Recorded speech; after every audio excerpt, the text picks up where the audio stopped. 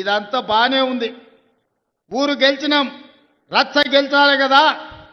మన సొంత ఊరిలో మన సర్పంచ్ ఈరోజు మీరు ఒక ముఖ్యమంత్రిగా ఒక్క ఓటేస్తే ఈరోజు మన సమస్యలు తీరినాయి. మరి మీరు గ్రామాలలో వేసే ఓటు ఆలోచన చేయండి. వాడు తాడు బొంగరం లేనోడైతే, వాడి ప్రభుత్వానికి కాళ్ళల్లో కట్టెబెట్టేటోడైతే, వాడు నల్లికుట్లోడై నల్లిలాక రోజు మనల్ని గుట్టుకుట్ట తిరిగితే మన గ్రామం అభివృద్ధి చెందుతుందా ఆలోచన చేయండి.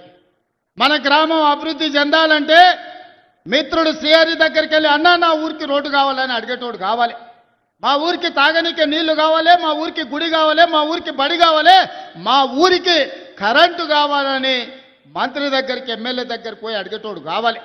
దామోదర్ రాజనరసింహ దగ్గర పోయి కూర్చొని అన్న మా ముఖ్యమంత్రి మా అన్న మా ప్రాంతానికి నీళ్లు నిధులు ఇవ్వమని అడిగేటోడు కావాలి.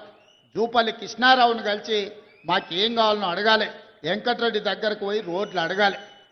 మరి మీరు గట్లాంటోని ఎన్నుకుంటారా, వాళ్ళు కనిపించగానే కాళ్ళలో కట్టెబెట్టేటోని ఎన్నుకుంటారా? మీరు ఆలోచన చేయరు.